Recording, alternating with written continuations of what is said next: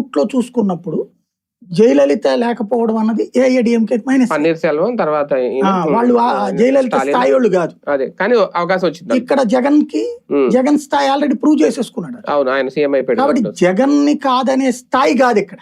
అవునా? ఇప్పటికీ చూస్తే మనం నెంబర్ 1 చంద్రబాబు నాయుడు పవన్ కళ్యాణ్ అదే జగన్ మధ్యన పోటీ ఉంటది. నెంబర్ 2 దగ్గర జగన్ కి పవన్ కి పోటీ ఉంటది మళ్ళీ.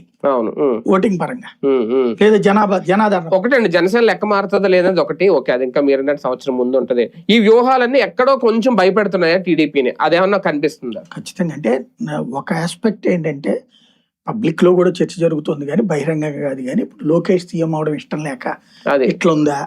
లోకేష్ సీఎం అంటే ఫస్ట్ ఒక ఆస్పెక్ట్, ఈయన దబాయించే దాంట్లో 2 కోణాలు ఉంటది.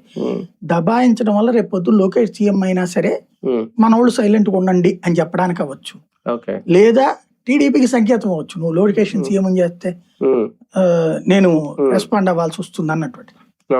రెండిట్లో ఏదైనా కావచ్చు. అదే కదా, రైట్, చూద్దాం. నిజంగా జనసేన లెక్క మారుతుందా ఎన్నికలకు ముందు 2029?